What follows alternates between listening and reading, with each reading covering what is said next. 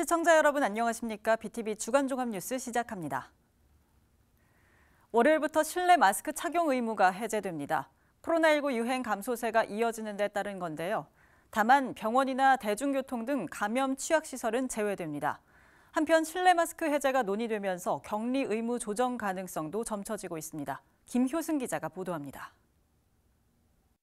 25일 기준 도내 코로나19 신규 확진자는 5,194명.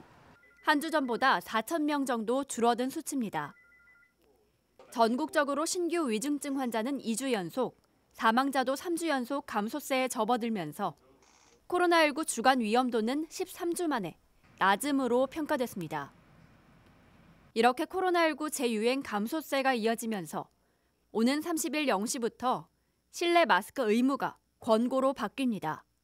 다만 병원과 약국, 대중교통과 요양시설 등 감염 취약시설은 제외됩니다.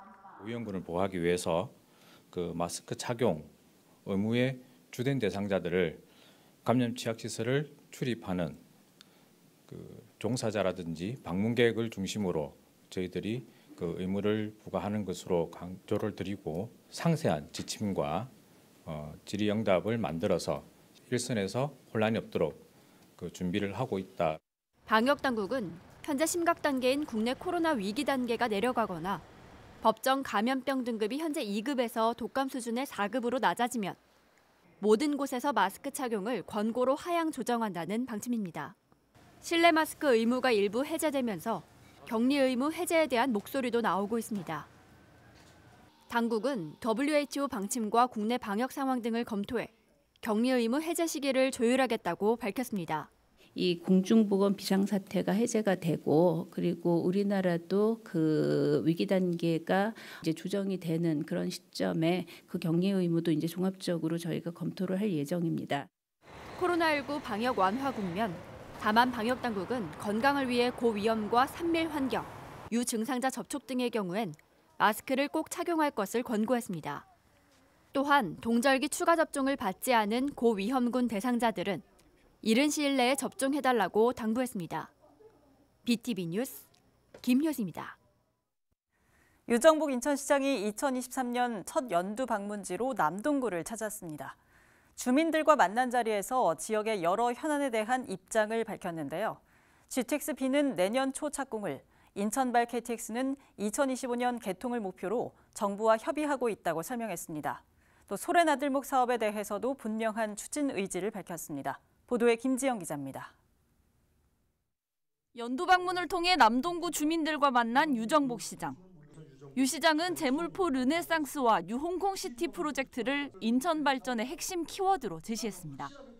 대한정거를 비롯한 중국의 새로운 미래를 열어가는 이것이 제물포 르네상스고, 또 뉴홍콩시티는 뭐냐면 인천이 지금 국제도시로 변모하지만 지금의 차원이 아닌 새로운 2단계 미래를 만들어가는 겁니다. GTX B 노선은 늦어도 내년 초 착공을, 인천발 KTX는 2025년 개통을 목표로 정부와 협의 중이라고 밝혔습니다. 또 제2경인선 철도는 현재 노선을 결정하는 과정이라고 설명했습니다. 우리 노년, 도림, 서창 이렇게 운영 이렇게 가서 광명시로 가는 철도인데 준비 계획은 다 돼 있는데 이 노선과 관련해서 조금 이론들이 있어서 협의를 조정해갖고 지금 거의 노선은 결정 단계에 있습니다. 그렇게 되면 이제 정부 계획에 반영돼 갖고 또 제2의 경인선이 추진되는데 이것은 아무래도 시간은 조금 걸리는 것을 말씀을 드립니다. 앞선 기자간담회에선 LH와 소송전이 진행 중인 소래 IC 조성 사업에 대한 견해를 밝혔습니다. 유 시장은 기본 방향은 소래 IC를 설치해야 하는 것이라면서 사업 위치 등 문제점을 해소하기 위한 여러 방안을 찾고 있다고 설명했습니다. 근데 기본적으로는 당초 최초의 계획이 소래 IC를 하는 것을 전제로 해서 사업이 추진됐지 않습니까? 그거를 그렇게 가야 된다는 큰 방향성은 갖고 있습니다. 다만 적정한 IC 위치 문제라든가 그에 따라서 갖고 있는 주민들의 어떤 걱정하고 있는 부분에 대한 해소라든가 이거를 협의해서 찾아가고 있습니다. 지금. 지역 주민들은 인천시의 구월동 88체육관의 신속한 재건축 사업 등을 건의했고 유 시장은 재원과 시민 편익 등을 고려해 가장 효율적인 방안을 찾겠다고 답했습니다. BTV 뉴스 김지영입니다. 인천시가 추진한 GTX-T Y자 노선은 제4차 국가철도망 구축 계획에 반영되지 않았는데요. 최근 Y자 노선 신설에 대한 기대감이 높아지고 있습니다. 윤석열 대통령의 공약인 GTX-T 추가 노선 신설과 관련해 국토부는 6월까지 구체적인 추진 방안을 수립할 계획입니다. 이정윤 기자의 보도입니다.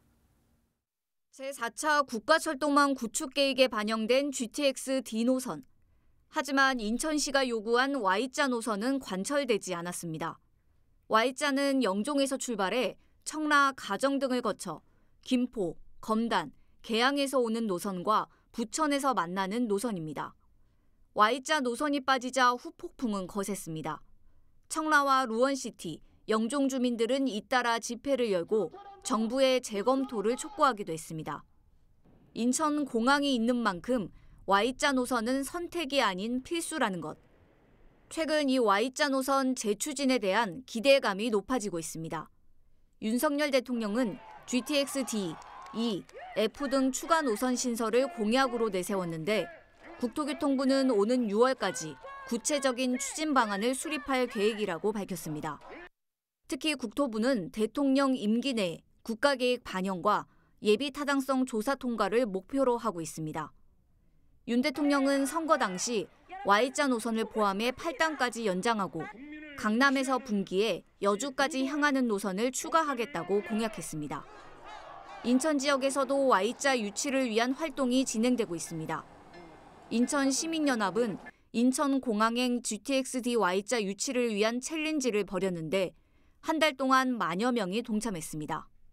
GTX 챌린지에 1만 명이 넘는 정치인분을 포함해가지고 인천 시민분들 참여해 주시면서 그 열의가 보여졌다라고 저는 생각을 하고 있습니다. 부디 윤석열 정부에서 이런 시민들의 열망을 담아서 그 국가 경쟁력 발전을 위한 이런 효율적인 선택을 많은 인천 시민들을 기대하고 있습니다. 국토부는 최근 인천시, 서울시, 경기도와 함께 GTX 협의회도 구성했습니다. GTX 노선 준비 상황을 점검하고 주요 현안을 집중 논의하기 위해서입니다. 윤 대통령의 공약이자 유정복 인천시장의 공약인 GTX-D Y자 노선 신설. 인천시는 중앙정부와 협력을 강화하고 사업 타당성 확보를 위해 국토부와 긴밀히 협의하겠다고 밝혔습니다. BTV 뉴스 이정유입니다. 중구와 동구는 인천의 대표적인 원도심으로 꼽히는데요. 두 지자체가 지역 발전을 위해 힘을 모으기로 했습니다. 인천발 KTX 인천역 유치와 동인천역사 정상화 등 현안 해결을 위해 적극 협력한다는 계획입니다. 배상민 기자입니다. 송도역을 출발지로 2026년 개통 예정인 월판선 KTX 이음고와 인천발 KTX. 낙후된 중동구 원도심 발전을 위해선 이들 철도 인프라의 인천역 유치가 절실합니다. 인천발 KTX 출발지를 송도역에서 인천역으로 연장하면 제2공항철도 사업도 탄력을 받을 것으로 전망됩니다. 10년 넘게 도심 속 흉물로 남아있는 동인천역 민자 역사. 역사가 장기간 방치되면서 원도심 슬럼화가 심화되고 있습니다. 이 같은 지역 현안 해결을 위해 중구와 동구가 힘을 모으기로 했습니다. 월판선 인천발 KTX의 인천역 유치는 인천 중동구를 4통 8달 교통도시로 거듭나게 함으로써 인천 내항 발전을 촉진시키고 중동구 원도심의 재도약을 통한 지역 발전의 균형 발전을 도모하기 위한 매우 중요한 사업입니다. 또한 지역 균형 발전을 위해 인천시의 재물포 르네상스 사업, 인천 지하철 3호선 조기 착공도 적극 협력하겠다고 밝혔습니다.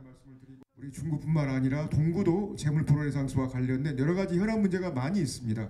이번 기회에 재물포 르네상스에 편승할 수 있는 그런 계기가 됐으면 하는 또 바람입니다. 여러 가지 현안 문제에 대해서 상호 협력하고 그리고 상생할 수 있는. 한편 이날 협약식에선 동구 주민들이 모은 월판선 인천발 KTX 인천역 유치 서명부가 전달됐습니다. BTV 뉴스 배상민입니다. 오는 3월부터 인천 택시 요금이 오를 전망입니다. 지난 2019년 이후 4년 만에 택시 요금이 인상되는 건데요. 기본 요금은 1,000원 오르고 심야 시간 적용과 할증률도 조정됩니다. 이정윤 기자의 보도입니다. 지난 2019년 3월 이후 요금이 동결된 인천 택시. 인천시가 4년 만에 택시 요금 인상을 추진합니다.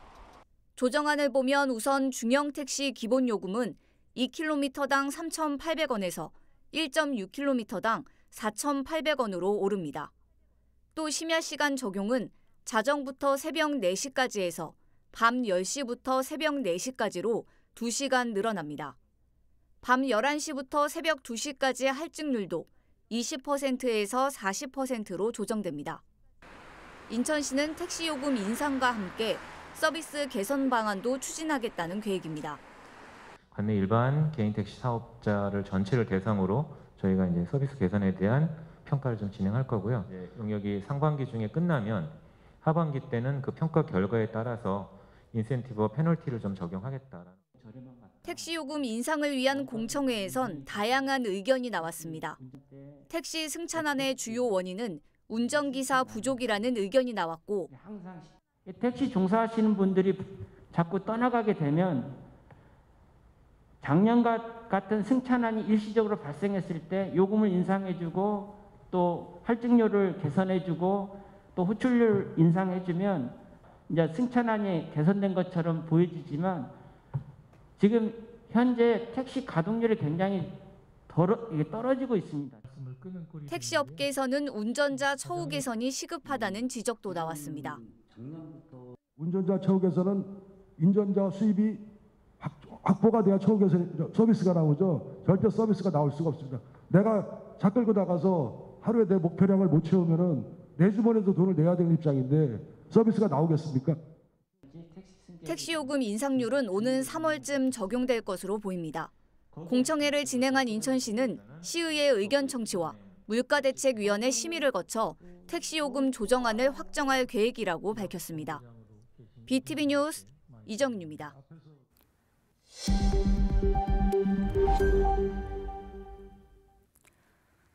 지난 2014년 방문 여중이 송도로 이전한 이후 동구에는 여자 중학교가 없습니다. 여중을 신설하기 위해 창영초등학교를 이전하는 방안이 추진되고 있는데요. 하지만 인천 최초의 공립소학교이자 3.1 만세운동의 발상지인 창영초등학교를 이전해선 안 된다며 계획 철회를 요구하는 목소리가 나오고 있습니다. 이정윤 기자의 보도입니다. 동구에는 현재 여자 중학교가 단 한 곳도 없습니다. 이 때문에 여중 신설은 지역 최대 현안 중 하나입니다. 인천시 교육청과 동구는 지난해부터 본격적으로 여중 신설을 추진했습니다. 교육청은 동구 여중 신설 추진위원회를 구성해 다양한 방안을 검토했고, 여중 설립 문제 관련해서는 추진위원회가 지금 구성이 돼서 10월 중순 이전에 주민 설명회도 진행이 될 것이고요. 청영초등학교를 그쪽으로 이전을 하고 지금 청영초등학교 자리를 여중으로 전환하는 그런 안을 비롯해서 여러 가지 안들을 지금 논의를 하고 있어요. 이후 최적의 방안으로 창영초를 이전하고 그 자리에 여중을 신설하는 안을 제시했습니다. 구역과 전동항구역에서 발생하는 초등학생들을 안정적으로 배치를 하면서 동구 지역의 여중 학교를 설립을 하고자 하면 이 7개 안 중에 그래도 5안이 그나마 가장 합리적이지 않겠는가. 하지만 이 같은 결정에 반대 목소리가 나오고 있습니다. 동구 일부 주민들과 시민사회단체는 창영초 이전에 반발하며 계획 철회를 촉구하고 있습니다. 이전을 반대하는 가장 큰 이유는 학교가 갖고 있는 역사성 때문입니다. 창영초등학교는 지난 1896년에 개교한 인천 최초의 공립소학교입니다. 특히 인천 3.1 만세운동의 발상지로 꼽혀 유형 문화재로 지정된 곳입니다. 이런 학교를 재개발 지역으로 이전하는 것은 역사의식이 결여된 개발 우선주의 행정이라는 지적입니다. 인천 창녕학교는 인천 교육의 뿌리인 학교인데 이 학교를 불과 재개발 지역 200m 내지 300m 떨어진 재개발 지역으로 학교를 옮긴다는 것은 너무나 그 교육 효율주의, 교육 편의주의, 행정 편의주의의 그런 발상이라서 창녕학교는 그 장소에 있어야만 역사와 전통을 아이들한테 교육할 수 있다. 여기에서 멈춰주셨으면 좋겠다고. 나는 교육청이 어떤 생각을 하셨던, 구가 어떤 생각을 하셨던 행정입니다. 행정이 어떤 생각을 하셨다 하더라도 이제는 돌이켜서 여기에 정신을 끌어내서 대단한 민족 정신의 학교로 다시 부상시키면 어떨까요? 창녕초 이전 현안은 오는 30일 교육부 중앙투자심사를 앞두고 있습니다. 이전 사태를 우려하는 시민 모임은 중투심 철회를 요구하고 있는 상황. 이에 대해 교육청은 현재 중투심 철회는 어렵다는 입장입니다. 또 창녕초가 문화재로 지정돼 증축 등이 어렵고 다른 인근 학교를 검토했을 때도 여유교실이 없거나 멀어서 이전을 추진하게 됐다면서 반대 주민들과는 설득 과정이 필요해 보인다고 밝혔습니다. BTV 뉴스 이정유입니다. 남동 국가산단 인근인 남동구 남촌동에는 현재 새로운 산업단지 조성 사업이 추진되고 있는데요. 인근 주민들의 의견을 듣기 위한 간담회가 4개월 만에 열렸습니다. 하지만 이번에도 사업에 반대하는 연수구 선악동 주민들은 참석하지 않아 반쪽짜리 회의에 그쳤습니다. 보도에 김지영 기자입니다. 남동구 남촌동에 추진 중인 남촌 일반 산단 조성 사업. 남동구가 포함된 특수목적법인 남동 스마트밸리 개발이 사업을 추진하고 있습니다. 설 연휴 직전인 지난 18일 남촌 산단 조성을 위한 주민협의체 간담회가 열렸습니다. 작년 9월 열린 1차 간담회 이후 약 4개월 만입니다. 회의에는 남촌동 지역 주민들과 토지주를 비롯해 관련 지역 공무원 등 20여 명이 참석했습니다. 하지만 이번에도 산단 조성에 반대하는 연수구 지역 주민들은 참석하지 않아 반쪽짜리 회의에 그쳤습니다. 남동 스마트밸리 개발 관계자는 이번 간담회에 연수구 선악동 주민들을 초청하기 위해 여러 차례 사전 논의를 진행했지만 회의 직전 불참 의사를 밝혀왔다면서 조만간 주민들을 만나 사업에 대해 자세히 설명하는 시간을 가질 예정이라고 밝혔습니다. 민선 8기 남동구는 이번 간담회를 시작으로 남촌 산단 조성 사업에 속도를 낸다는 방침입니다. 유정복 인천시장은 시 차원에서의 적극적인 협조를 약속하면서도 주민 수용성 확보가 전제돼야 한다고 강조했습니다. 근데 이게 또 연수구하고도 관련되고 그래서 협의를 해서 원만하게 이루어질 수 있도록 하기를 기대를 하고 그러면 시에서는 시에서 할 수 있는 행정 조치, 처분 이런 부분은 정상적으로 할 텐데 일단은 사전에 원만한 그런 협의가 이루어지도록 지금 노력을 하고 있습니다. 이런 가운데 남동구는 오는 3월 그린벨트 해제를 위한 본격적인 행정 절차에 돌입합니다. 도시관리계획 결정안 공고와 시의회 의견 청취 등의 단계를 순차적으로 밟아 올해 안에는 인허가 절차를 마무리한다는 구상입니다. BTV 뉴스 김지영입니다. 인천시 교육청이 지역 내 중고등학교 학교군 조정 방안에 관해 추진한 용역 결과를 발표했습니다. 고등학교의 경우 기존 3개 학군을 쪼개 세분화하는 안이 제시됐습니다. 배상민 기자입니다.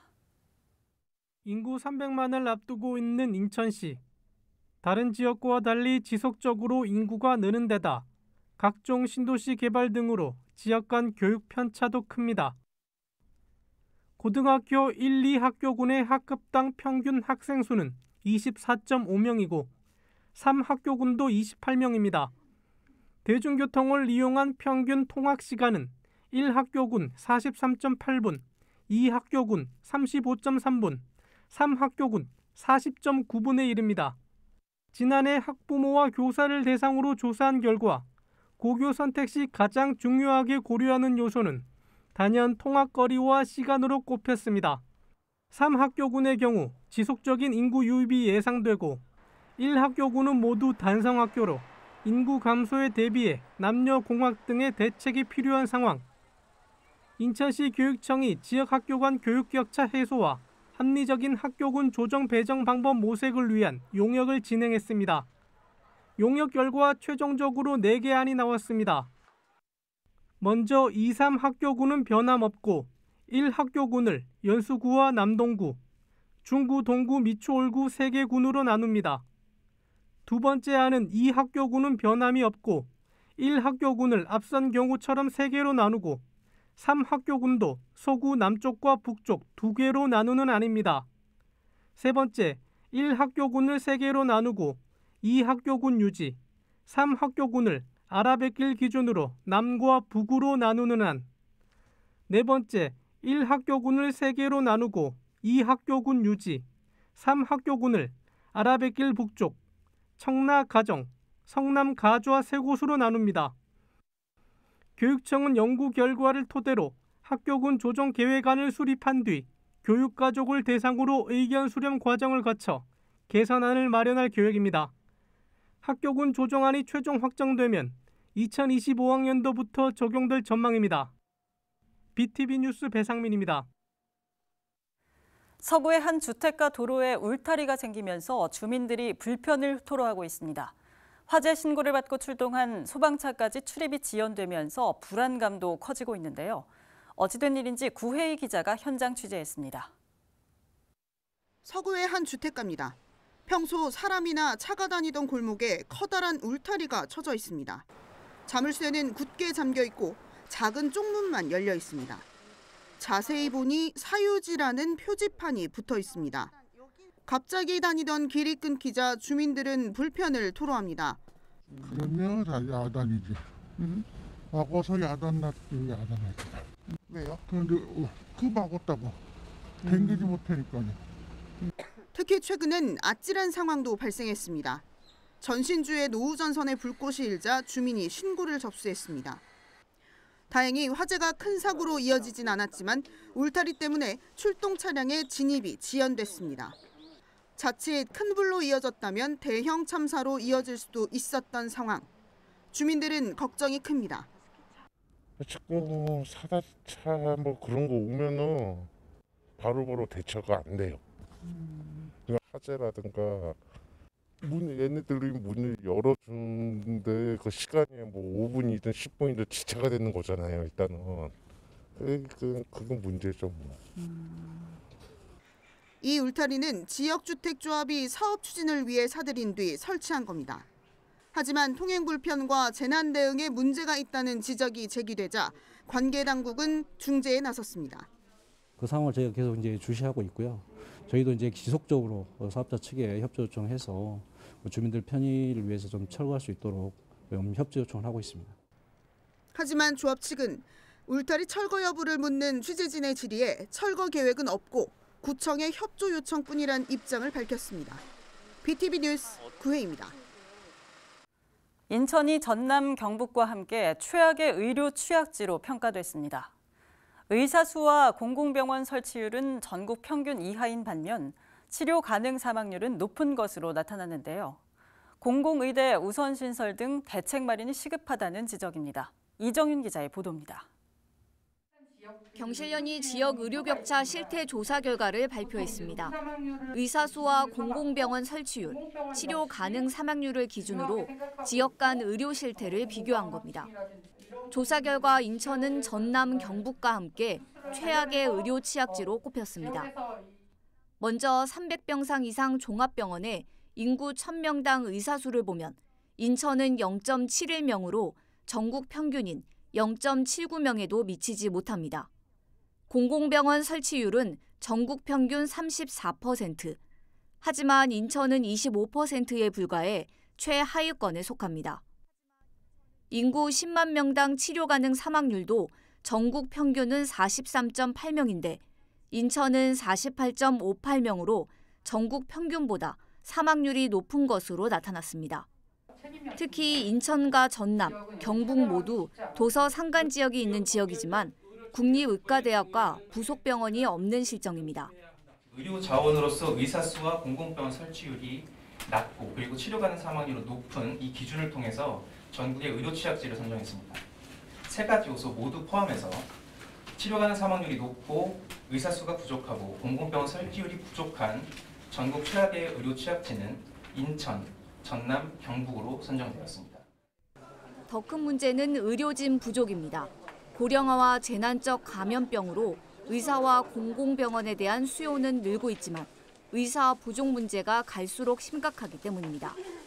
당장 의대 정원을 늘리지 않으면 10년 후에는 의사 2만 7천 명이 부족할 것으로 예상되고 있습니다.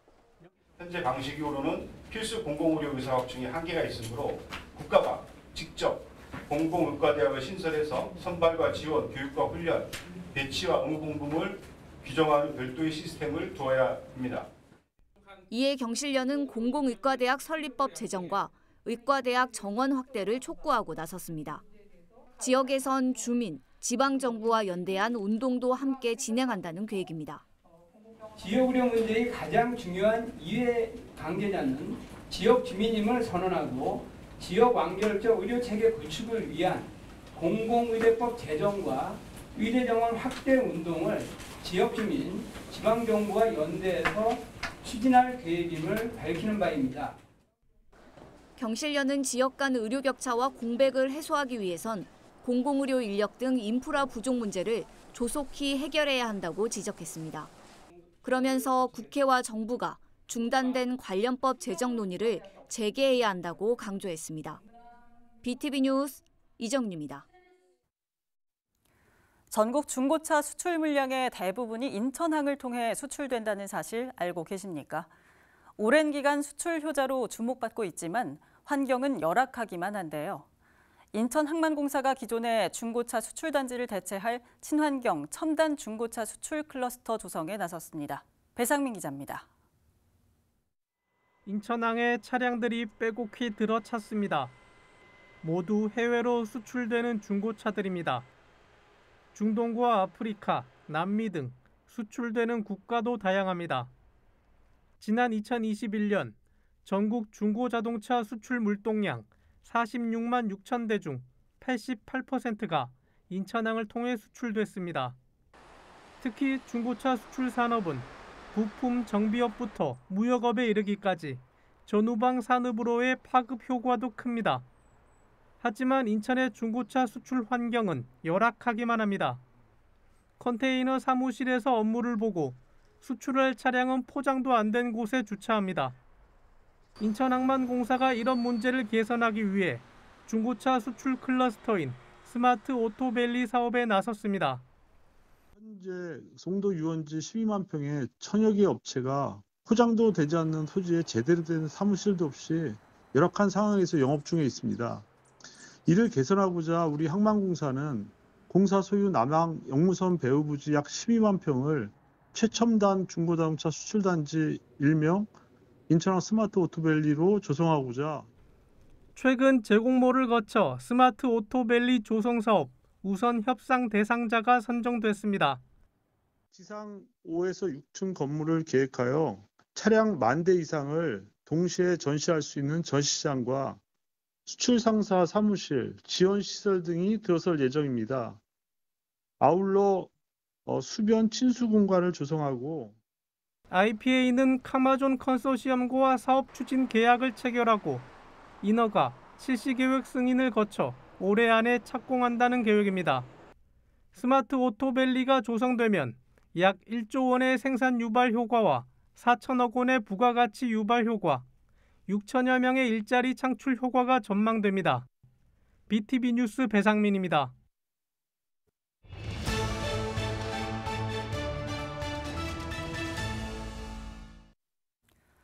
강화군 서도면의 섬 보름도에서 해안 모래 침식 현상이 가속화되고 있습니다. 사람 키보다 큰 소나무가 쓰러지고 모래 유실을 막겠다며 설치한 돌 제방도 무너지고 있는데요. 주민들은 바닷물이 인근 마을마저 덮치지 않을까 우려하고 있습니다. 먼저 해안 침식 실태를 김지영 기자가 현장 취재했습니다. 강화군 서도면의 섬 4곳 중 하나인 보름도. 강화 선수 선착장에서 배를 타고 1시간가량 가면 만날 수 있습니다. 보름도의 대표 관광 명소로 꼽히는 영뜰 해변입니다. 자연적으로 생긴 모래 언덕 위에 소나무 숲이 조성돼 있습니다. 아름다운 자연 경관을 자랑하는 곳이지만 최근 해안 침식 현상이 가속화되고 있습니다.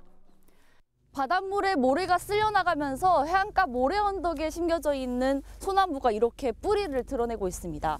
손으로 조금만 만져도 이렇게 모래가 부서질 정도인데요. 바로 앞에 심겨져 있던 소나무들은 이미 이렇게 쓰러져 있습니다. 모래가 깎여나가면서 얼마 전엔 정자 쉼터도 붕괴 위기에 처했습니다. 안전 문제가 제기되자 임시방편으로 모래주머니를 쌓아뒀습니다. 인근 해안가 상황은 더 심각합니다. 사람 키를 훌쩍 뛰어넘는 대형 소나무가 줄줄이 쓰러져 있습니다. 뿌리의 3분의 1 이상이 드러난 채 아찔하게 매달려 있습니다. 소나무길 사이에 설치했던 벤치도 곧 무너질 위기에 처했습니다. 관계기관은 몇 년 전 모래 침식을 막기 위해 돌로 제방을 쌓았습니다. 하지만 이 제방마저 파도에 쓸려나가면서 제 역할을 못하고 있는 상황입니다. 제방을 쌓게 되면 오히려 파도의 힘이 그 제방이 있는 인근에서 더 세집니다. 그러다 보니까 모래를 쓸고 나가는 파도의 힘이 더 강해지는 상황이 발생을 한 거죠. 그러니까 더 침식을 막으려고 쌓은 제방이 오히려 더 침식을 가속화시키는 역할을 했다고도 볼 수 있습니다. 그러다 보니까 모래 언덕은 태풍이나 해일로부터 해안을 보호해주는 방제 역할을 합니다. 그리고 이 해안가 바로 인근엔 보름도 주민들이 거주하는 마을이 있습니다. 주민들은 계속되는 해안 침식으로 바닷물이 논과 마을을 덮치지 않을까 우려하고 있습니다. 이거 무너지면 바닷물이 동네 들어가요. 그렇기 때문에 이거 없어지면 바다로 그냥 들어온다니까요. 바닷물이 동네로. 이거 우리가 지켜야 되지 않겠어요? BTV 뉴스 김지영입니다. 이렇게 해안 모래가 사라지는 이유는 뭘까요?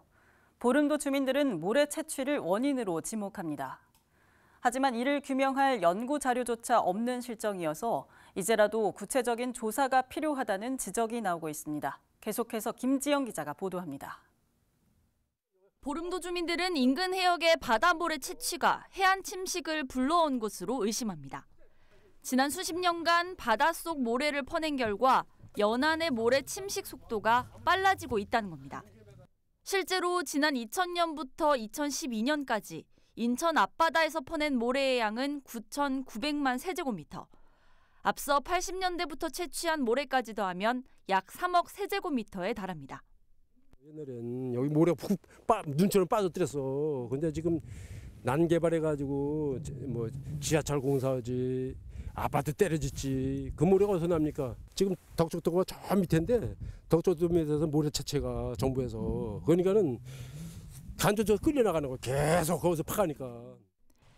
기후변화로 인한 해수면 상승, 그리고 매년 조금씩 강력해지는 태풍도 해안 모래 침식 현상을 가속화하는 요인으로 꼽힙니다.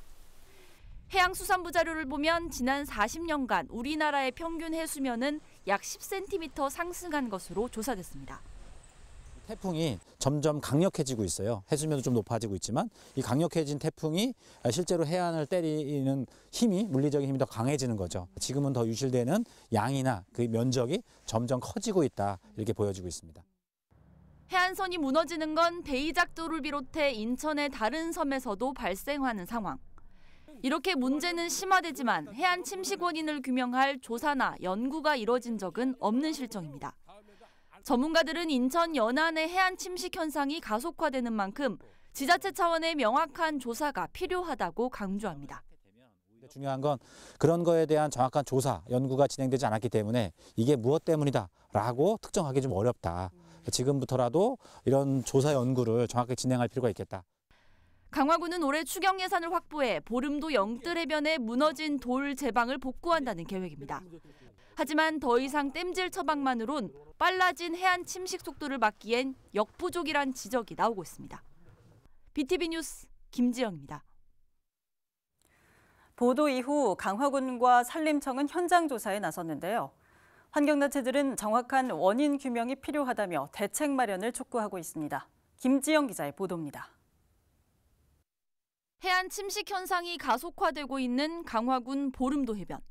해안가에 모래가 깎여나가면서 돌 제방이 무너지고 사람 키보다 큰 소나무도 쓰러졌습니다. 보름도의 심각한 해안 침식 현상을 보도한 이후 환경단체도 대책 마련을 촉구하고 나섰습니다. 인천 녹색연합은 성명을 내고 중요한 것은 해안 침식이 발생하는 원인을 규명하는 것이라면서 인천 해안 전반에 대한 체계적인 모니터링과 대책 마련이 필요하다고 강조했습니다. 가장 중요한 건 강화군이나 인천시의 의지라고 보고 있습니다. 보름도뿐만 아니라 인천 전반에 대한 침식, 해수면 상승 문제가 왜 일어나고 있는지, 어떻게 대책을 마련해야 하는지 장기적인 또 연구가 필요하다고 보고 있습니다. 보도 이후 강화군과 산림청은 현장 점검을 벌인 것으로 확인됐습니다. 산림청에선 방풍림 복구 작업을 검토 중입니다.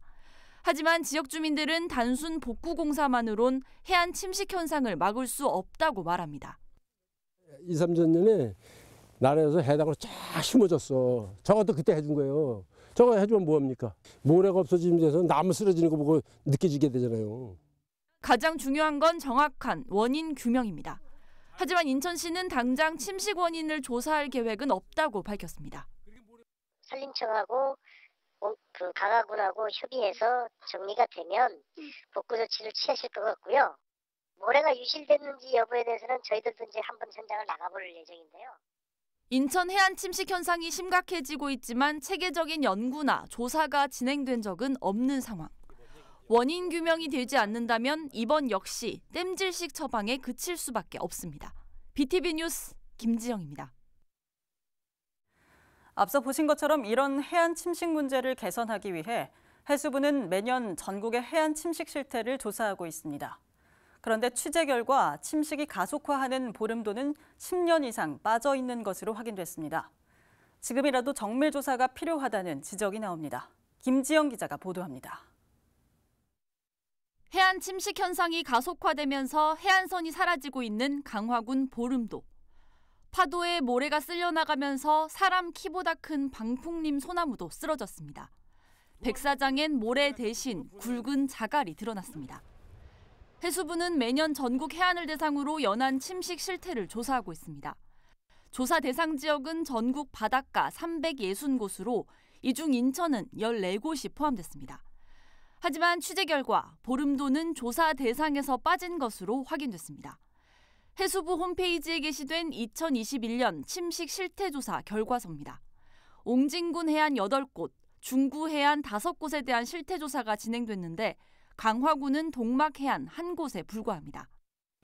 지난해 6월 발간된 인천 연안 침식 실태조사 백서에서도 보름도 침식 실태조사를 거의 찾아볼 수 없습니다. 다만 2003년부터 2009년까지 7년 동안 보름도 영뜰 해안과 조개골 해안의 침식 실태 조사가 이뤄졌는데 당시 B등급을 받은 사실을 확인할 수 있습니다. B등급은 일부 침식 경향이 나타나지만 안정적으로 해안이 유지되고 있는 지역을 뜻합니다. 그나마도 2010년부터는 침식 등급 이력이 없습니다. 13년째 침식 실태는 빠지고 강수량과 풍속 등만 담겨 있습니다. 지금이라도 해안 침식 조사 대상에 포함을 시켜서 침식 상황이 어떠한지, 앞으로 어떻게 대책을 마련해야 되는지 그런 것들 논의하는 게 필요하다고 봅니다. 해안 침식 실태 조사는 지자체가 모래 유실이 심한 지역을 선정해 해수부에 건의하면 조사 여부가 결정됩니다. 인천시는 조만간 현장을 확인한 뒤 해수부에 강화군 보름도의 침식 실태 조사를 건의하겠다고 밝혔습니다. BTV 뉴스 김지영입니다.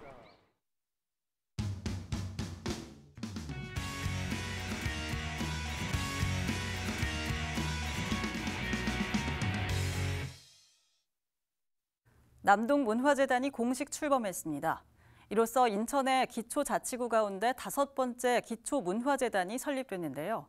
소래포구 축제 등 지역 대표 축제를 비롯해 지역 주민을 위한 여러 생활문화 프로그램을 운영할 계획입니다. 보도에 김지영 기자입니다.